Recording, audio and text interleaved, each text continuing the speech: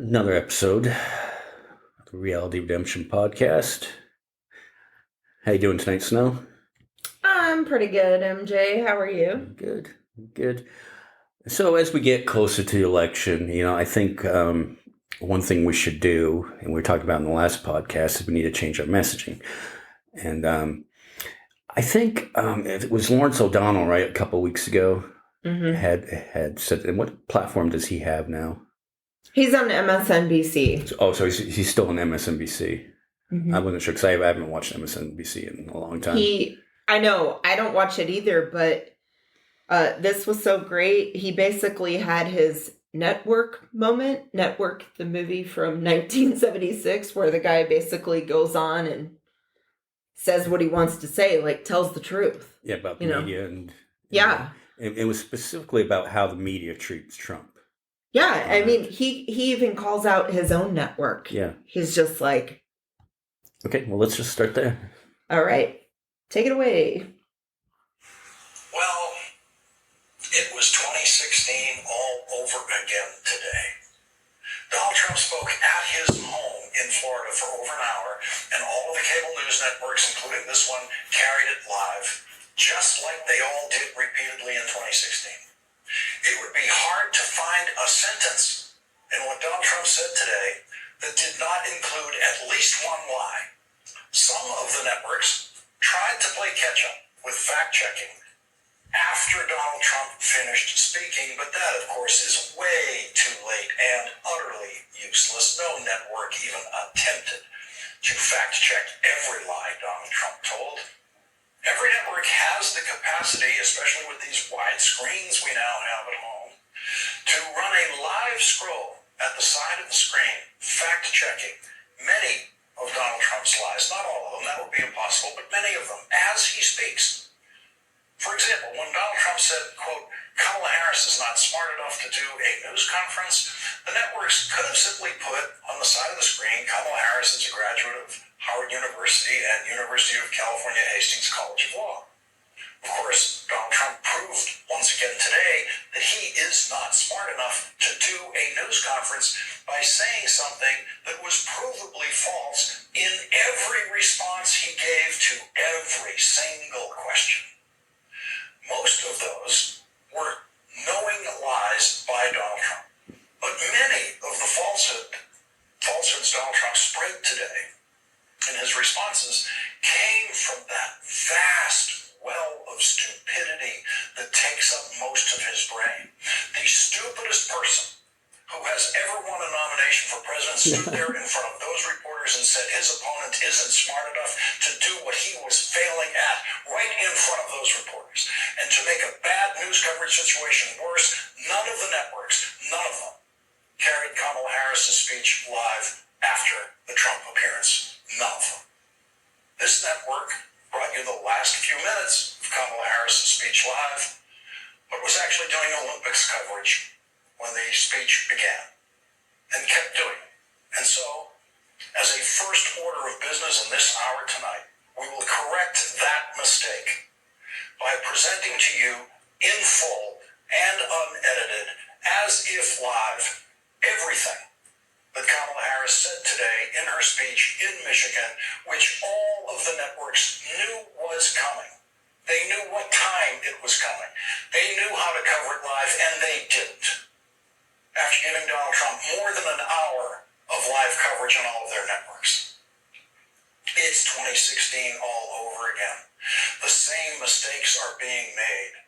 I have never seen an industry slower at learning from its own stupid mistakes than the American news business.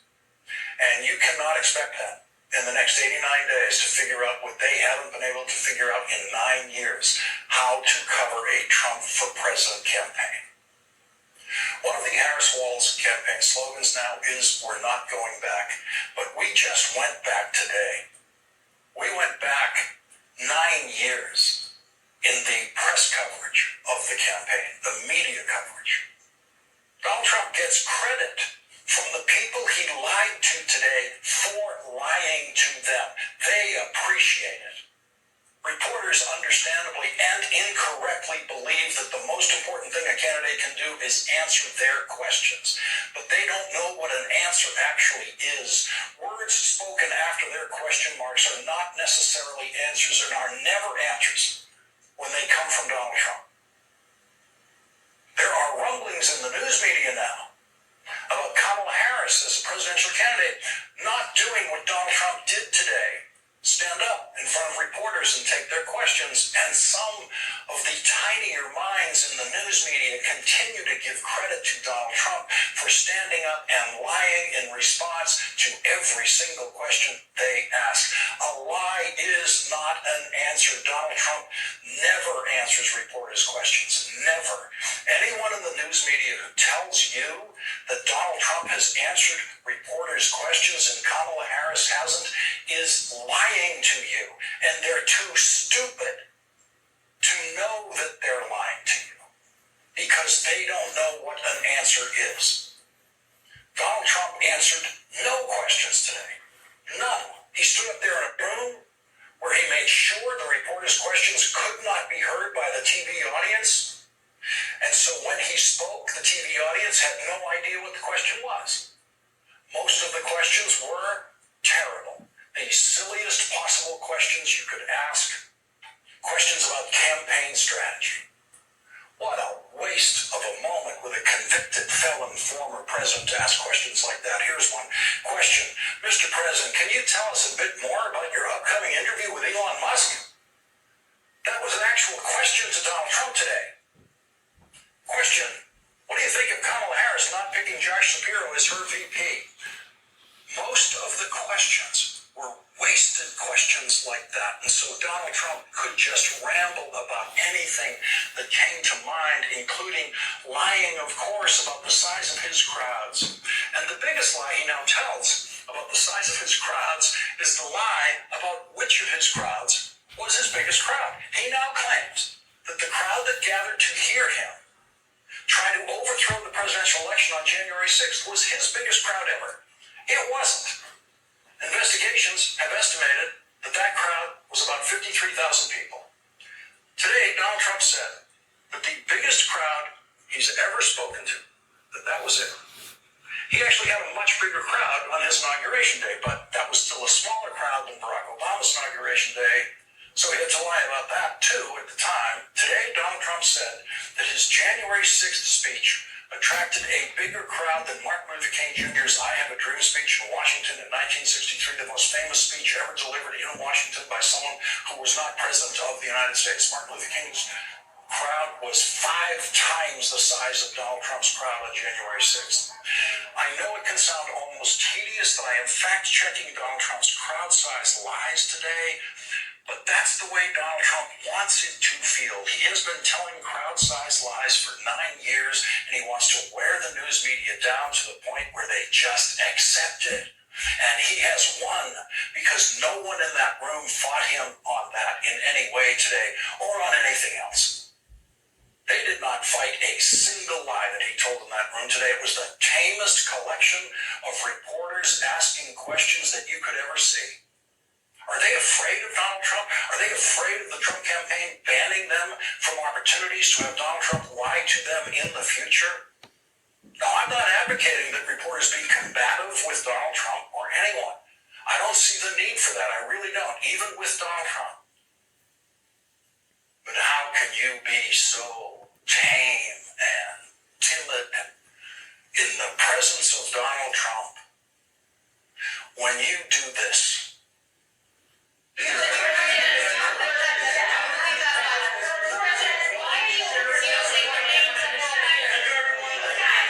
did not share classified information. I did not share. With your ghostwriter? My ghostwriter did not. Guarantee you did not. But what does your counsel say? Well, no, I did not say that. Okay. He did not say that. But Mr. President, let me answer your question.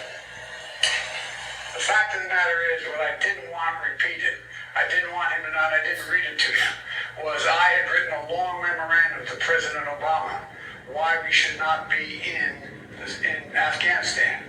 And it was multiple pages. And so what I was referring to, I said classified. I should have said should be private because it was a contact between the president and the vice president as to what was going on. That's what it is referring to. It was not classified information in that document. That was not present.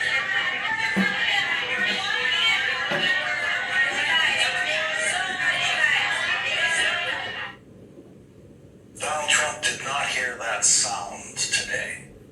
He did not hear that screaming. If Donald Trump gets back in the White House, he will never hear that sound from those people. Never. If Vice President Harris stands in front of those same reporters, do you think they will be as tame and reserved and polite as they were with Donald Trump today? Or will it look like this? The president, I can tell you, has seen a neurologist 3 times, as it's connected to the physical that he gets every year that we provide to him.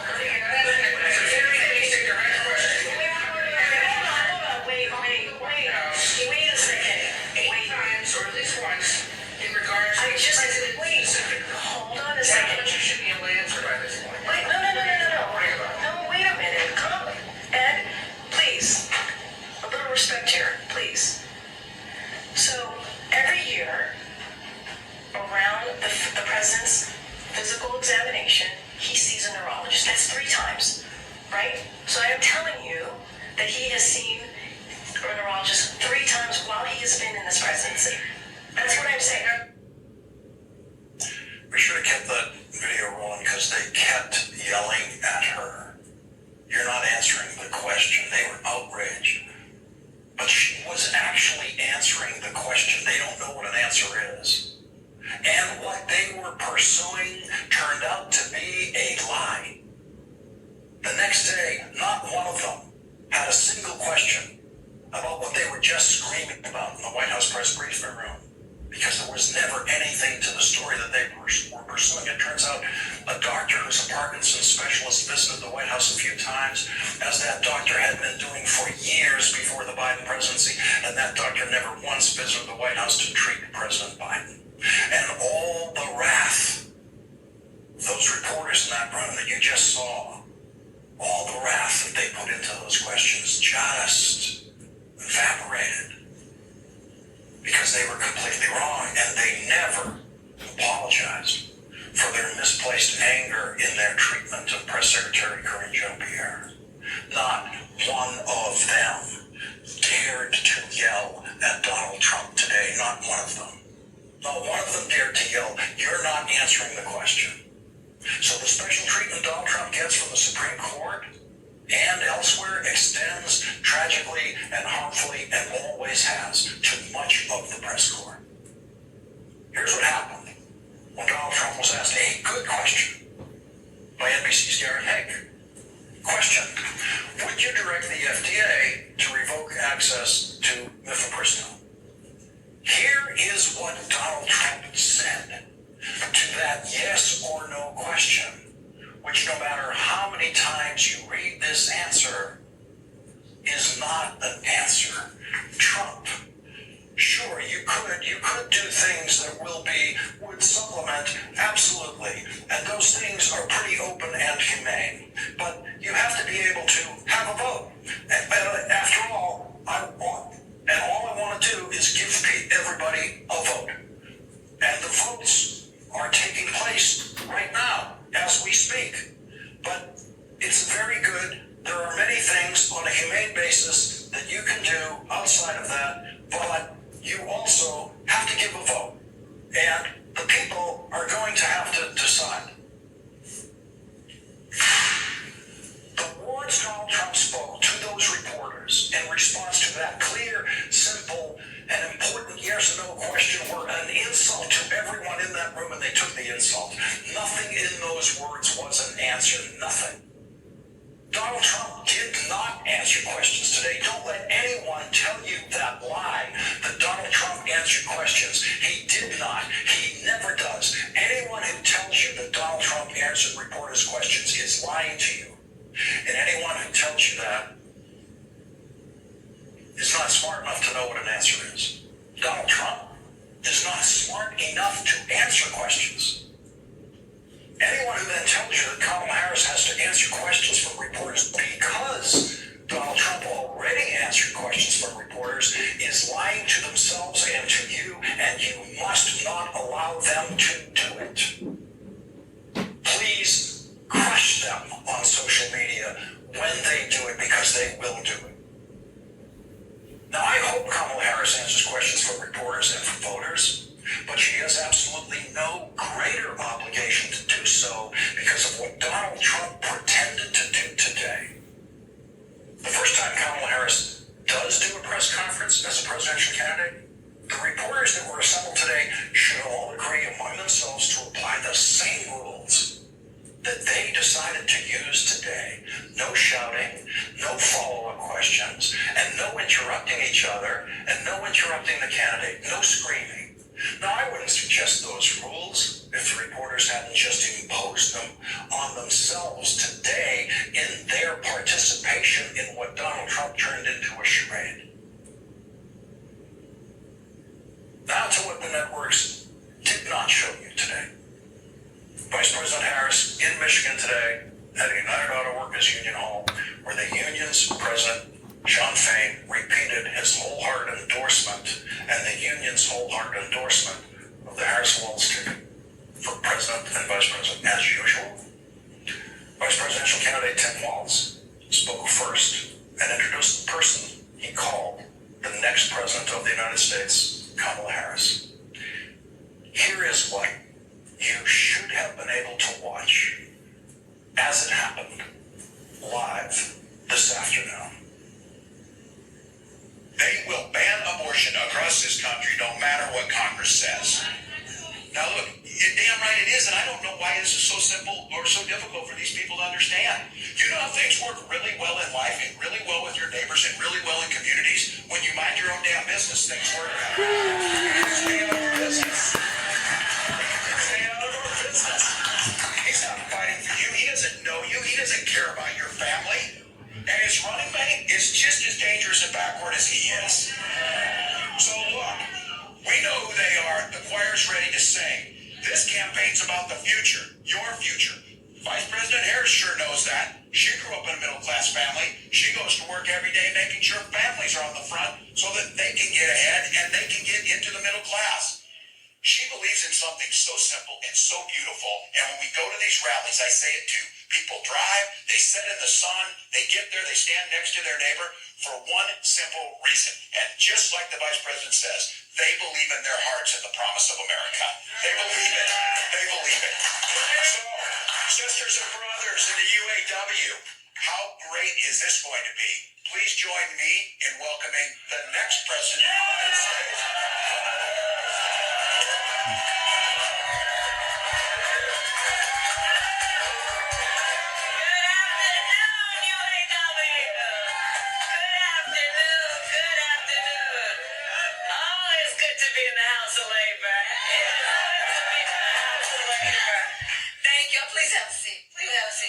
Okay, so let me just say, first of all, can we hear it again for Tim Walz?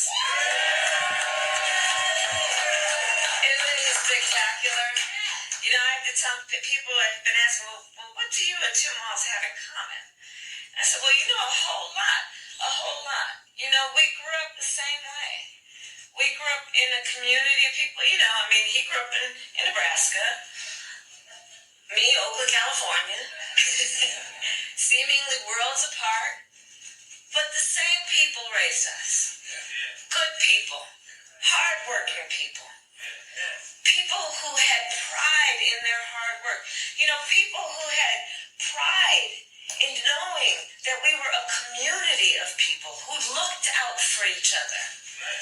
You know, raised by a community of folks who understood that the true measure of the strength of a leader is not based on who you beat down, it's based on who you lift up.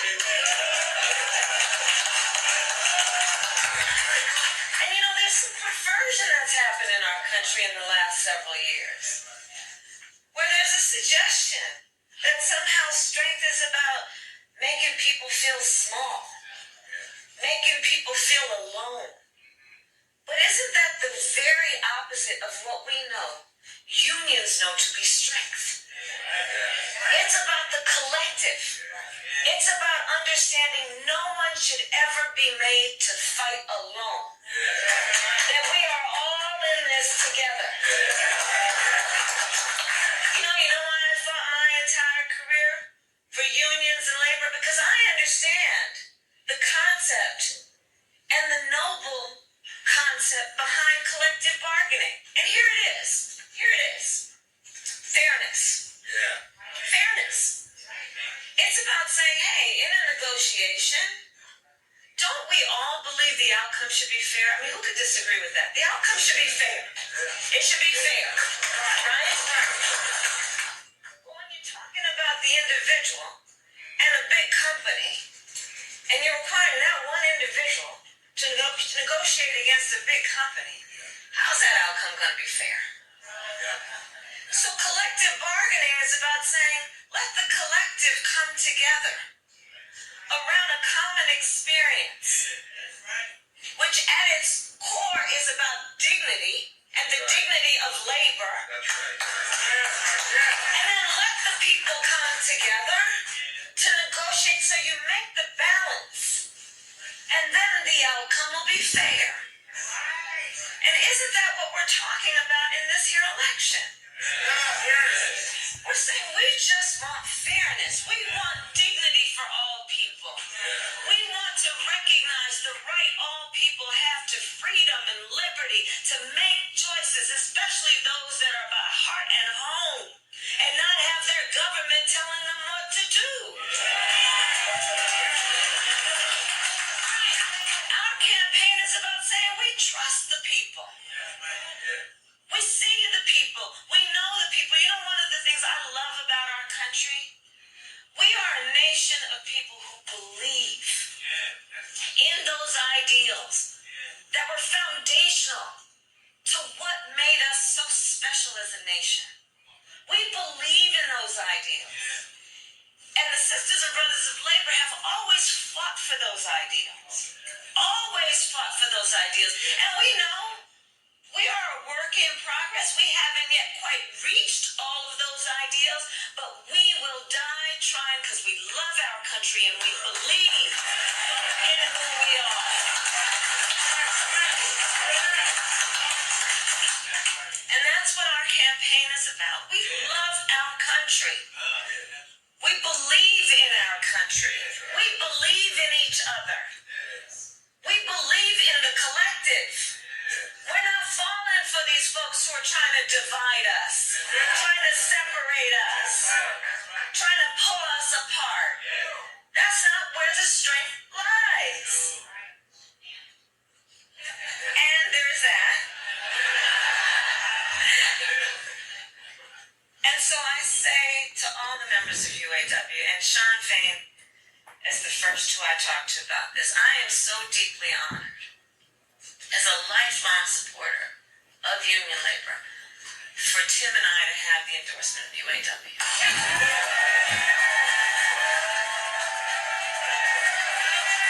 So deeply honored.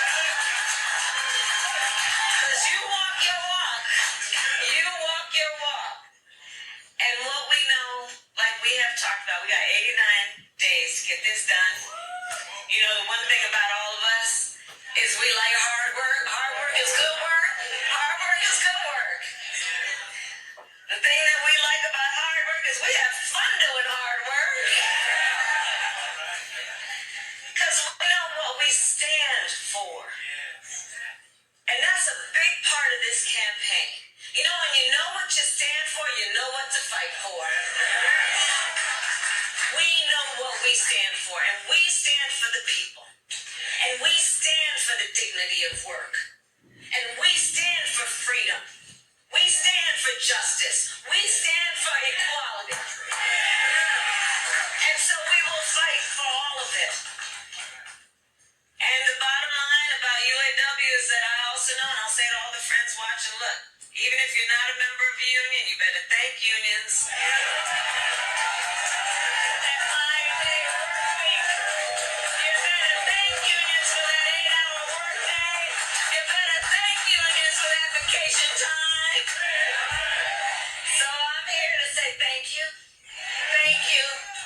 Thank you to the sisters and brothers of UAW for all you are and all we will do over these next 89 days. God bless you.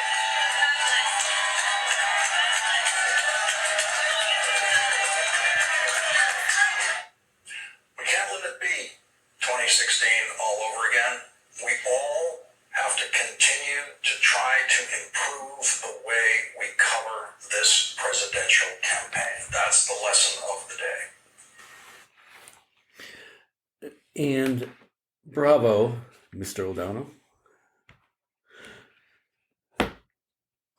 Hit the nail on the head. Absolutely. Bravo for having the courage to just say what needs to be said. And let's just follow up with what she was talking about and what...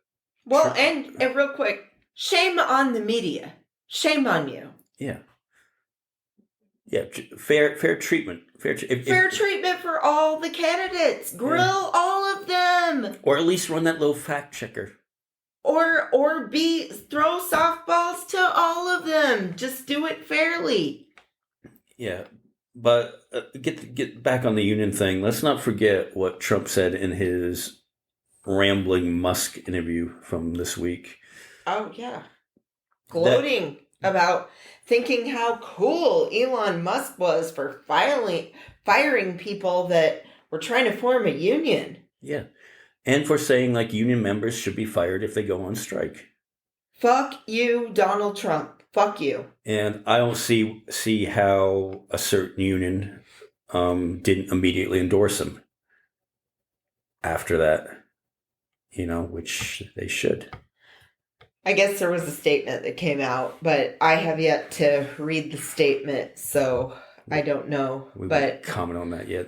All I have to say is this Teamster, speaking of myself, I already endorsed the Harris Walz ticket. So yes, as soon as my union's ready to come around, do it. And to our dozens and dozens of listeners, this podcast endorses the Harris Walz campaign. Yes. So it's a fucking crazy world we live in, but we will continue to keep on fighting the good fight. You know what I got out of that too is about his rant. What a pussy Donald Trump is that he has to have such softball questions. So you can't answer hard questions when they sit there and grill Joe Biden. They sit there and grill the Biden administration's press secretary, but you can't handle a hard question. Remember what he said to the conference, the Black Journalist Conference? Yeah. That was a very rude way for you to ask me a question. I've never been treated so rudely in my life. I always get softball questions because I'm a giant pussy when it comes to answering questions. Yeah. I don't know. What a fucking wuss. Just what a wuss. What Rick Wilson call him? Pussy ass bitch. Pussy ass bitch. Yeah, see? You are. You are. You don't have to do anything hard. You are a pussy ass bitch. Actually, pussies work harder than you. Yeah. What was the Betty White quote? I don't understand why pussies are equated with weakness and balls are equated with being tough. Pussies can take a beating. One flick to the nads and a man's bent over coughing and can't breathe. To be fair, though, how many of these MAGA cultists ever see a pussy? Right? They wouldn't know what a pussy was. Yeah, they wouldn't know what pussy was. Yeah, that's why they think that they're weak, because they have no clue. Yeah. All right, on that note, we'll wrap this episode up, and then we will talk to you next week. Bye, y'all. Bye.